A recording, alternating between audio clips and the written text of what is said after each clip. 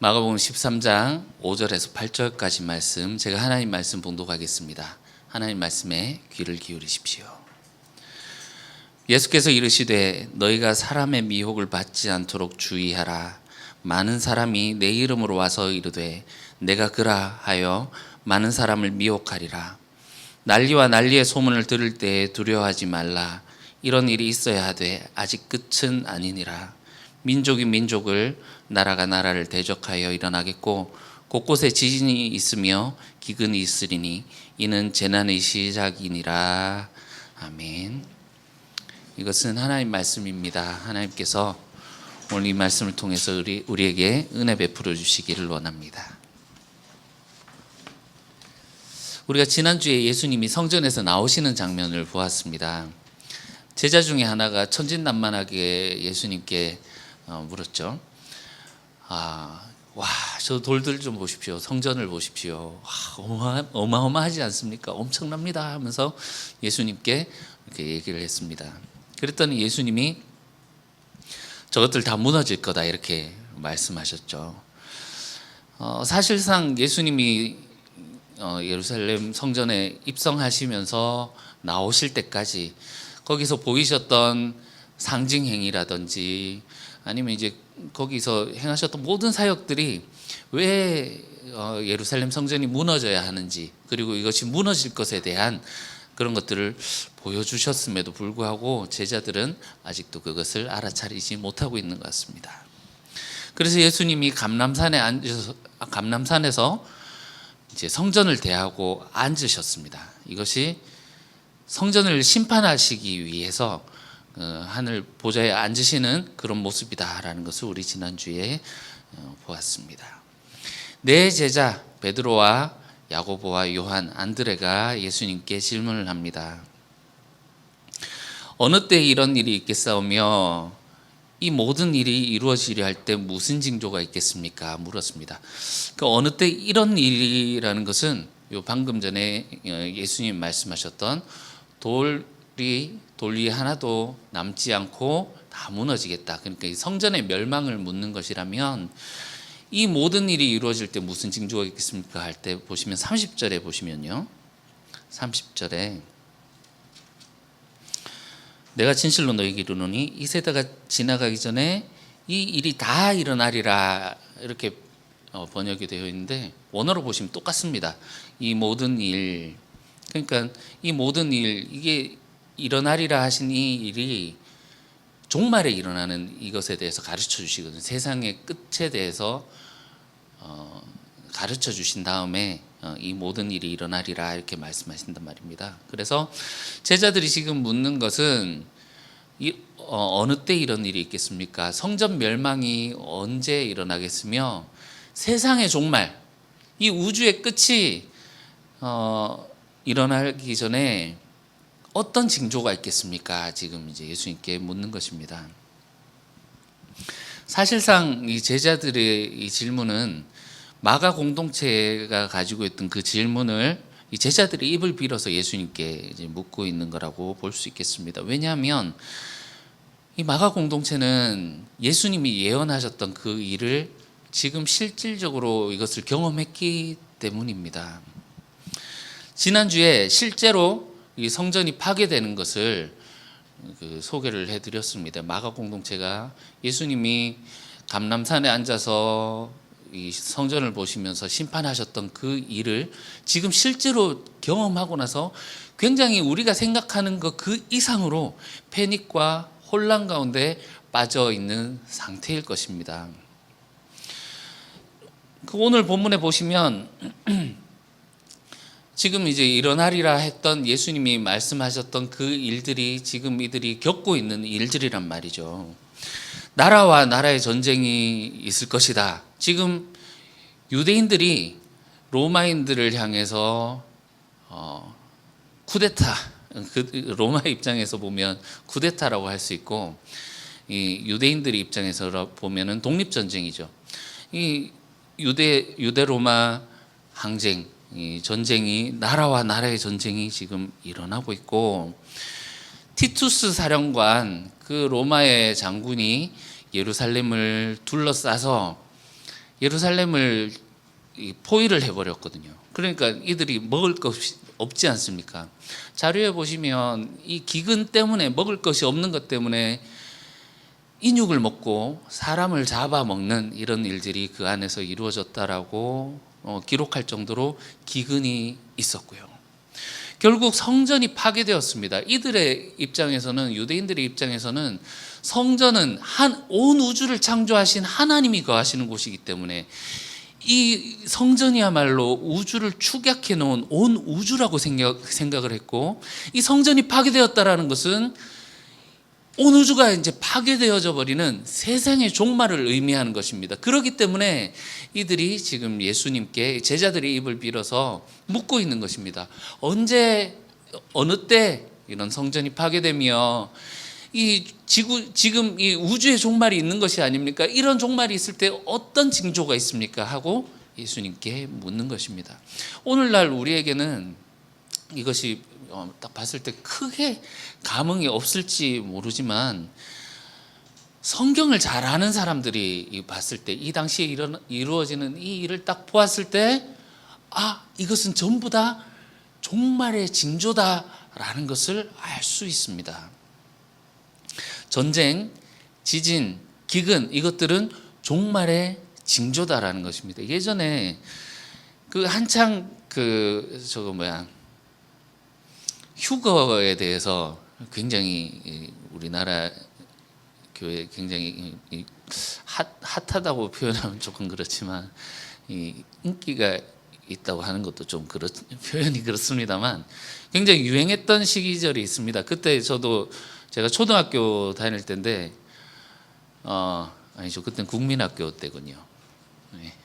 어머니하고 이제 교회 끌려가가지고 부흥회 강사가 왔는데, 휴가가 일어날 때 일어날 일들에 대해서 쫙 얘기를 하는데 굉장히 좀 인상 깊게 들었던 그런 기억이 있습니다.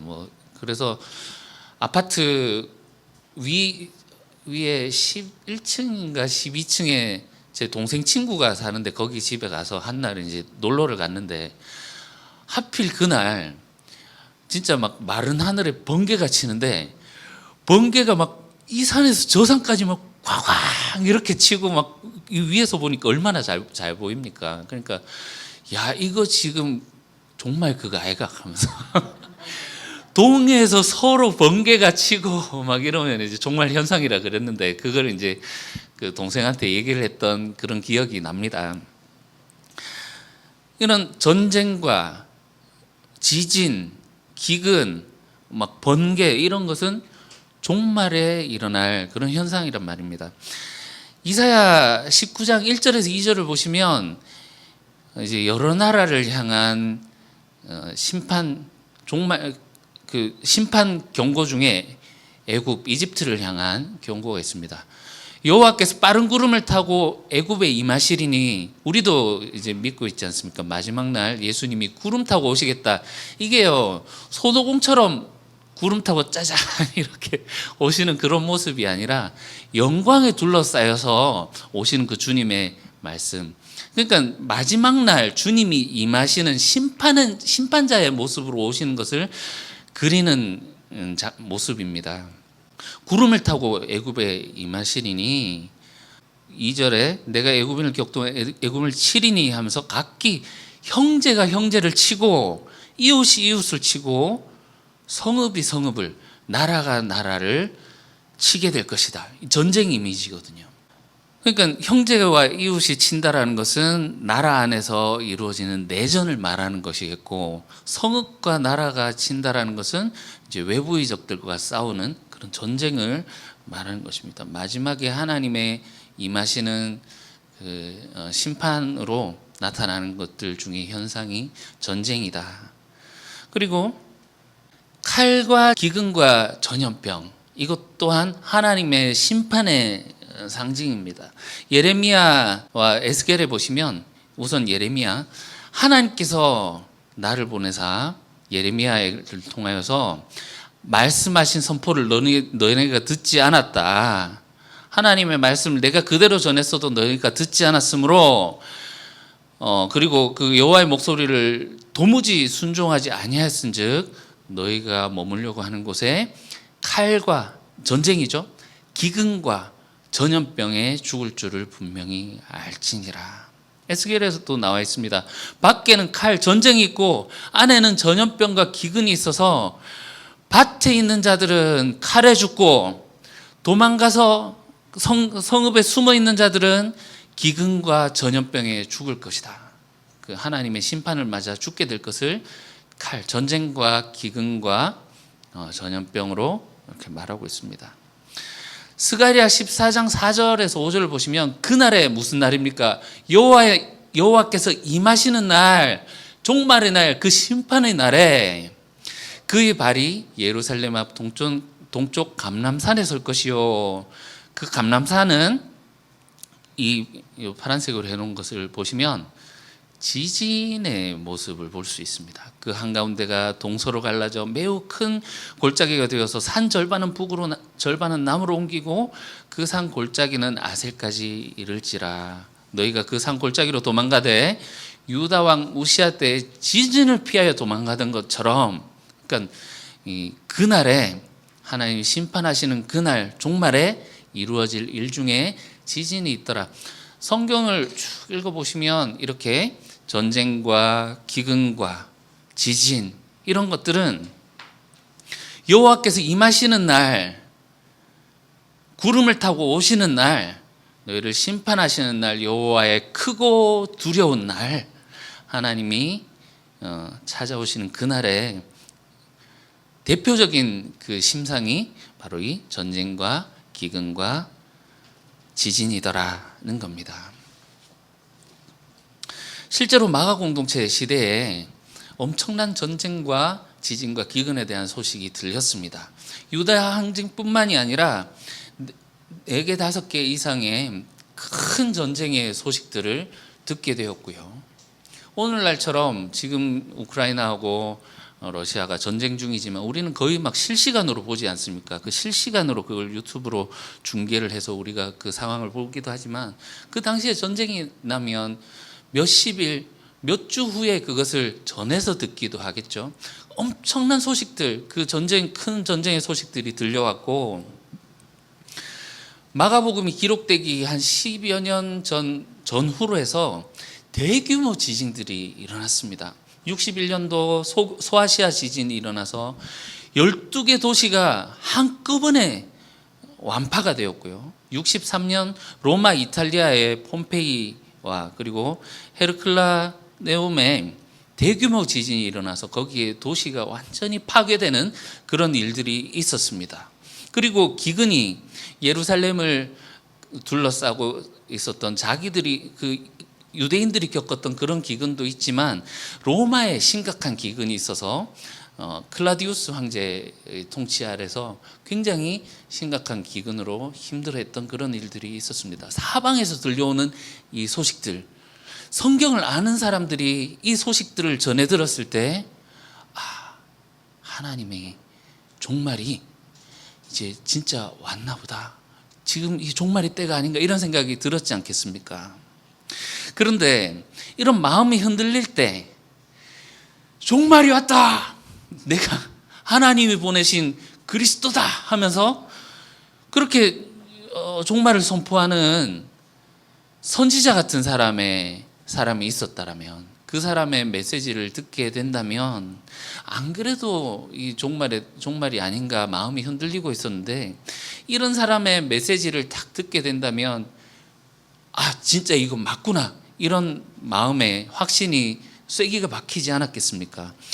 오늘 본문 22절을 보시면 거짓 그리스도인들, 거짓 그리스도들, 거짓 선지자들이 이적과 기사를 통해서 사람들을 미혹하겠다라고 나오는데, 이런 사람들이 막 병자들을 고치고 막 불이야 막 사람들 넘어가고 막 이런 이적과 기사들을 보이고 한다면 사람들이 얼마나 이 사람들에게 미혹되어서 넘어가고 했겠습니까? 어쩌면 우리가 상상하는 것 이상으로 심각했을 것입니다. 여러분, 포항 지진이 일어났을 때 그때 우리들 많이 놀랐었는데 혹시 종말과 연관지어서 생각해 보신 분이 계십니까? 다행이라고 해야 될지 우리가 관심이 없다라고 봐야 될지 어느 쪽인지는 잘 모르겠습니다만 사실 이 오늘날도 종말에 대해서 굉장히 관심이 있고 그것에 관해서 예언하고 이런 사람들이 많습니다. 우리가 관심을 안 둬서 그렇지. 홍혜선 씨 아십니까? 14년도 12월 14일 날 북한이 12월 14일 날 쳐들어와서 전쟁이 일어나게 될 것이다. 막 예언하고 다녔었는데 여러분 잘 모르시죠? 그래도 그건 아실 겁니다. 92년 10월 28일 종말이 일어나고 휴거가 일어날 것이다. 다미성교회. 그건 아실 겁니다. 그때 우리나라 굉장히 큰 몸살을 앓았었는데요. 이런 일들이 지금 우리와 연관이 없지는 알 것입니다. 지금도 이런 종말에 관한 것과 연관지어서 말하고 있는 사람들이 굉장히 많이 있습니다. 우리는 이 진짜와 가짜 어떻게 구분할 수 있겠습니까? 무엇을 보고 구분할까요? 제자들이 물었습니다. 마지막 때 어떤 징조가 있겠습니까? 예수님의 첫 번째 대답은 이렇습니다. 사람의 미혹을 받지 않도록 주의하라. 마가복음에서 가장 주의해야 될 대상은 사람입니다. 사람. 베드로가 예수님을 막았을 때 예수님 말씀하셨죠. 네가 하나님의 일을 생각하지 않고 사람의 일을 생각하는도다 말씀하셨고, 바리새인들이 예수님의 어찌하여 손을 씻지 않고 먹습니까? 얘기를 했을 때 네가 하나님의 뜻을 따르지 않고 하나님의 계명을 따르지 않고 사람의 전통을 따른다 이렇게 말씀하셨죠. 미혹이란 말은 배후에 사탄이 있다라는 말입니다. 사람들을 사로잡고 꼭두각시로 이제 이용하고 있는 이 사탄, 궁극적으로 사람의 배후에서 조종하고 있는 이 사람들을 통해 미혹하는 사탄의 그 유혹에 넘어가지 말라는 그런 말씀이죠. 주의하라는 예수님의 말씀은 우선 첫 번째로 사람의 미혹에 넘어가지 않게 주의하라라는 말씀이지만 동시에 종말의 시작은 맞으니까 깨어 있어라. 이 두 가지 의미가 같이 있는 것으로 보여집니다. 사람의 미혹에 넘어가지 않도록 주의하라. 그러니까 종말이 왔다 하고 막 부산하게 하는 그들의 미혹에 넘어가지 않도록 주의하라. 그러나 종말이 시작된 것은 맞긴 맞으니 주의하라. 이 두 가지 의미가 동시에 있는 것입니다. 자, 7절 보시면요. 난리와 난리의 소문을 들을 때 두려워하지 말라. 이런 일이 있어야 돼. 아직 끝은 아니니라. 이렇게 말씀하십니다. 있어야 하되, 여기 데이라는 단어인데 신적 필연성을 나타내는 말입니다. 즉 하나님이 계획하신 일은 반드시 이루어지지요. 이것은 하나님께서 계획하시고 지금 하나님이 하시는 일이다. 신적 필연성, 이 일은 반드시 일어난다 할 때 이 데이라는 단어를 사용하는데, 마지막 종말에 난리와 난리의 소문이 들리게 될 것이다. 전쟁과 지진과 기근의 소문을 너희가 듣게 될 것이다. 이 일은 하나님께서 행하시는 일이 맞다. 하나님, 이것은 종말에 반드시 이루어진다. 이런 말씀입니다. 13장 30절을 보시면요. 예수님이 이렇게 말씀하십니다. 이 세대가 지나기 전에 이 일이 다 일어나리라. 그래서 제자들과 이 마가 공동체 사람들은 우리 때에 종말이 오겠구나 생각을 했습니다. 우리가 죽기 전에 그 앞에서도 예수님 말씀하셨잖아요. 너희들 중에 몇몇은 죽기 전에 하나님 나라가 권능으로 임하는 것을 보게 될 것이다. 이렇게 얘기를 하셨거든요. 그러니까 우리가 죽기 전에 우리 때에서는 종말이 오겠구나 생각을 하고 있었는데, 지금 이런 전쟁과 지진과 기근에 대한 소식이 지금인가 보다. 막 이런 동료가 더욱더 컸던 것이지요. 그들이 이런 정말 이 세계적으로 보이는 이런 일들을 겪었을 때 어떤 마음이 들었을까요? 여러분, 만약에 우리가 정말 배워온 대로 이런 종말의 징조가 우리 주변에서 우리의 눈앞에 직접적으로 보이게 된다면 우리는 무엇을 어떻게 해야 할까요? 여러분이라면 무엇을 하시겠습니까? 그런데 가만히 생각해 보면 내가 뭘 하지 막 처음에는 두려움과 막 이런 마음들, 막 놀람과 이런 것들이 있겠지만 생각을 하다 보면 우리가 할 수 있는 것이 아무것도 없다는 것을 알게 됩니다. 우리가 할 수 있는 것이 무엇이 있습니까? 하나님을 의지하는 것 외에 우리가 할 수 있는 것이 없지 않습니까? 예수님 말씀하십니다. 혼란과 이런 패닉 상태에 빠져 있는 그들에게 두려워하지 말라. 이런 일이 있어야 돼. 이것은 하나님이 행하시는 일이야. 마지막 때에 하나님이 반드시 행하시는 일이다. 하나님의 컨트롤 아래 있는 거다. 하나님의 주권 아래 지금 진행되고 있는 역사는 하나님이 꼭 잡고 있는 주님의 제어하는 주님의 힘 아래 지금 진행되고 있는 일이니 두려워하지 말아라. 안심해라. 이런 말씀이죠. 하나님의 통제 안에 있으니 너희는 두려워하지 말라는 말씀입니다. 종말이 온다고 하면 우리 생각할 수 있지 않습니까? 다 때려치우고 주암산에 가야 되나? 라면, 식량, 사재기 해야 되나? 뭐 이런 생각할 수 있지만 주님 말씀은 그런 거죠. 그래, 부산 떨지 말고 하나님만 의지해라. 이런 말씀입니다. 아직 끝은 아니라, 지금 이게 종말의 사인은 맞지만 아직 끝은 아니다. 이 뒤에 지금 일어나야 될 단계들이 더 있다. 이런 말씀입니다. 유대인들의 종말 개념이 어떠했는지 우리가 조금 이해를 할 필요가 있습니다. 그리고 또 그것에 마가 공동체도 영향을 받았겠죠. 구약에서 이 종말 묘사는 이랬습니다. 한날 한시에 그날이 딱 이르면 여호와께서 구름을 타고 오시는 그때가 되면 한날 한시에 탁 그게 막 짜잔 하고 막 탁 이루어지는 그런 종말처럼 그렇게 묘사가 되어 있죠. 그런데 예수님은 그런 종말에 대한 묘사를 교정해 주십니다. 전쟁, 기근, 지진 이런 소식 들었다고? 그래, 종말의 스위치가 눌려진 것 맞다. 그러나 아직 끝은 아니다. 핵폭탄 발사 스위치가 눌려진 건 맞는데 그 핵폭탄이 아직 땅에 떨어진 것은 아니다.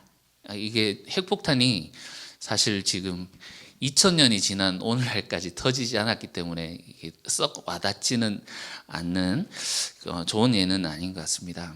그렇지만 하나님께서 종말에 대한 결제를 하셨고 이 종말에 지금 이제 곧 임박할 거지만 아직 종말의 끝은 아니다, 이 말씀이에요. 자, 다니엘에 보면 이런 비슷한 상황이 있는데 이것을 보시면 조금 이해가 가시리라 생각이 됩니다. 다니엘이 하나님께 기도를 합니다. 그런데 한참 있다가 가브리엘이 이렇게 도착을 해요. 그래서 다니엘에게 말합니다.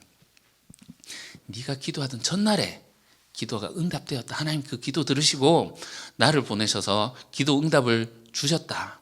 그래서 내가 오는데 사탄적인 세력들이 나를 막아섰고 전쟁이 일어난 거예요. 그래서 미카엘이 와서 그 전쟁을 돕고 그러다가 내가 21일 동안 묶여 있다가 지금 여기 와서 너에게 이 소식을 전한다 하면서 그렇게 얘기를 하는 장면이 나옵니다.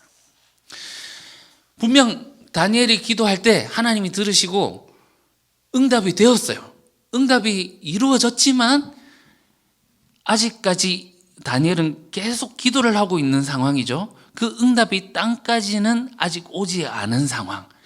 우리가 늘 이야기를 했던 이미와 아직 아니 이 사이에 있는 그 모습을 우리가 볼 수 있었습니다. 이미 종말은 시작되었습니다. 그렇지만 아직 완성은 아닌 상태란 말이죠. 이 당시에 유대인들은 한날 한시에 뿅 하고 종말이 이루어질 거라고 생각했지만 예수님은 그들이 가지고 있는 종말의 개념을 바꿔주신 겁니다. 종말이 이미 시작되었지만 아직 그것이 이루어지지는 않은 상태. 완성은 26절 보시면요, 인자가 구름 타고 아버지의 영광으로 오실 때, 원래는 하나님께서 빠른 구름 타고 오신다고 되어 있었는데 예수님을 하나님이 공동왕으로 앉히셨고 보좌에 앉히셨고 이제 예수님이 그 왕으로 오시는 거예요. 구름 타고 오실 때, 아버지의 영광으로 오실 때, 그때가 진짜 끝이다. 그때가 진짜 끝이지. 지금은 하나님이 종말 사인은 하셨고 그랬지만 아직 끝은 아니다. 그리고 그때 진짜 끝날 거다. 이렇게 말씀하신 거죠. 이 예수님이 가르쳐 주신 종말 개념으로 세상을 볼 때 여러분 중요한 것이 무엇입니까? 세상의 끝이 언제 오는가? 이것보다는 세상은 이미 끝이 났구나. 하나님이 세상이 끝나도록, 종말이 되도록 이미 사인을 하셨구나. 이 세상은 끝이 났구나. 지금 엄청난 힘을 부리는 것 같고 기승을 부리고 막 그들이 승리하는 것처럼 보이지만 이 세상은 이미 패배했구나. 지금 이제 패배만 지금 남겨놓고 그 종말이 이 땅에 내려오는 그 순간이 언제인지가 문제지, 이 땅은 끝이 났구나. 이것이 중요한 거다라는 겁니다. 예수님의 처음 선포가 무엇이었습니까? 하나님 나라가 가까이 왔다. 이것이 복음이다라고 말씀하셨죠. 하나님의 통치가 왔다라는 것은 지금 통치하고 있는 그 세력의 통치가 아니라 하나님의 통치가 왔다라는 의미죠. 이건 무엇입니까? 이 세상의 질서, 지금 너희를 통치하고 있는 이 땅의 질서가 아니라, 그 배후에 있는 사탄의 지배가 아니라 하나님의 통치가 시작되었다라고 하는 그 사탄의 지배가 끝났다라고 하는 소식. 그렇기 때문에 그것이 복음 승리의 소식인 겁니다. 예수님은 하나님의 아들로서 세상에 오셔서 이 세상이 패배하였음을, 세상의 종말을 선포하신 전령으로서 오셨던 것이지요. 우리가 3장에서 예수님이 하나님 나라가 이 땅 가운데 침투해서 이 땅에 강한 자를 제압하는 모습이 어떤 것인지 보여주셨습니다. 강한 자를 제압하기 위해서 우선 집에 강한 자가 가지고 있던 소유를 빼앗기 위해서는 우선 집에 들어가서 강한 자를 제압해야 된다, 이렇게 말씀하셨죠. 그때 말씀하실 때 집과 집의 전쟁, 나라와 나라의 전쟁을 보셨습니다. 그래서 사탄의 집과 하나님의 집, 사탄의 나라와 하나님 나라가 전쟁하는 그런 이미지를 우리가 볼 수 있었습니다. 강한 자를 먼저 제압하는 그 하나님 나라의 그 전쟁, 그 하늘의 전쟁. 다니엘도 그렇고 이 성경의 여러 군데를 보시면 하늘의 전쟁이 땅의 현상으로 나타나는 것이 이제 전쟁과 지진과 기근, 이런 것으로 나타나게 됩니다. 그러니까 지금 너희가 전쟁과 지진과 기근의 소식을 듣느냐? 하늘에 지금 전쟁이 일어나고 있고 하나님이 지금 승리하고 계시고 곧 그 승리를 우리에게 안겨주실 거다라는 그런 말씀이죠. 그래서 예수님이 경고하신 겁니다. 사람의 미혹에 넘어가지 않게 주의하라. 그러나 종말의 시작은 맞으니 깨어있으라. 이 말씀이 여러분 이해가 가시죠? 이것이 단 한순간에 짠 하고 종말이 딱 끝나는 것이 아니라 이제 종말이 시작되었다. 그렇기 때문에 너희에게 이 종말의 사인을 보고 이제 종말이 긴박함에 대해서, 종말에 대해서 막 부산 떠는 이 사람들, 그런 사람들이 말에 미혹되지 않도록 주의하고, 대신에 종말은 맞기 때문에, 종말의 시작은 맞기 때문에 긴장을 늦추지 말고 주님의 승리를 바라보며 이 세상의 질서에 미혹되지 않게 주의하라는 주님의 말씀입니다. 예수님의 말씀에 따르면 하나님의 종말 시나리오는 시작되었습니다. 이 세상 질서는 곧 반드시 패배하고 심판받게 될 것입니다. 그러하기 때문에 우리는 이 세상 질서를 따라서는 안 되는 것입니다. 헤롯의 식탁에서 우리 보셨지 않습니까? 약육강식의 세계, 힘 있는 자들, 그 힘을 추구하는 자들이 약한 자를 짓밟고 의로운 자의 피를 흘림으로 자신들의 그 지위를 유지하고 있는 그들의 이 세상의 질서. 성전의 모습에서 우리는 보았습니다. 신앙의 모습으로 죄책감을 해결하려고는 하지만 정말 하나님께서 바라시는 가난한 과부와 같은 자들을 돌보지 않는 그들의 삶, 이런 삶을 따라서 살아갈 때는 그것이 보여주는 것이 무엇입니까? 신앙의 모습은 갖추고 있지만 정말 주님이 관심을 가지시고 정말 보호가 필요한 그런 자들을 내팽개치고 자기만 위해서 살아가는 그런 삶을 살아가는 사람들, 이런 세상의 질서를 따라가는 자들은 세상의 심판과 함께 심판받게 될 것이라는 주님 말씀이죠. 주님이 오시는 그때 모두 다 함께 그들은 심판을 받게 될 것입니다. 우리가 종말 신앙을 가지는 것은 바람직합니다. 그러나 미혹하는 자들의 속임수에 빠져서는 안 될 것입니다. 다음 주에 우리는 이 미혹하는 자들의 이 자들과 주님이 우리에게 이 종말의 때에, 그리고 이 마가 공동체에게 바라시는 것이 어떤 것이었는지 대조를 자세하게 볼 것입니다. 오늘 이것을 간단하게만 말씀드리면, 미혹하는 자들은 종말이 왔다라고 하면서 우리의 그 마음의 두려움을 자극해서 그들이 원하는 것이 있을 거예요. 그들이 바라는 그 두려움에 이어서 그들이 사람들을 움직이고자 하는 것이 반드시 있을 거란 말입니다. 신천지 보십시오. 지금 이제 마지막 때 새천년이 시작된다 하면서 자기들의 그 14만 4천 안에 들어야 된다라고 하면서, 이제 대구 지파는 다대오 지파인데 여기 다대오 지파에 12만 안에 들어야 된다, 이렇게 얘기를 요구하는 것들이 있죠.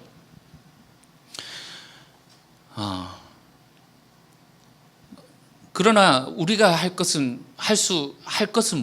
될 것은 무엇입니까?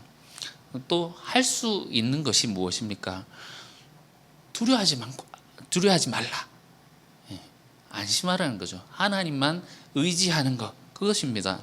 세상을 가로지는 역사는 하나님의 통제 아래 있으니 그 안에서 안전벨트만 잘하고 있으면 된다라는 말입니다. 예수님이 가르쳐 주신 말씀대로 그 길에서 벗어나지 않고 주님이 가신 그 길을 따라 살아가는 일상을 살아가는 것, 그것이 주님이 우리에게 원하시는 것이라는 거죠. 8절 읽고 정리하겠습니다. 민족이 민족을, 나라가 나라를 대적하여 일어나겠고 곳곳에 지진이 있으며 기근이 있으리니 이는 재난의 시작이니라. 이것들 시작일 뿐이다. 연달아 이후에 일어날 빵빵 터질 일들이 있다라는 말씀이죠. 재난의 시작이라고 우리 성경에는 번역되어 있는데, 원어를 보시면 산통의 시작이다 이렇게 되어 있습니다. 진통의 시작이다. 그래서 오늘 제목을 이것은 진통의 시작이다 이렇게 그렇게 기록을 제가 정했는데요. 여인이 진통을 시작하면 아기가 곧 태어날 것이라는 확신을 가지게 됩니다.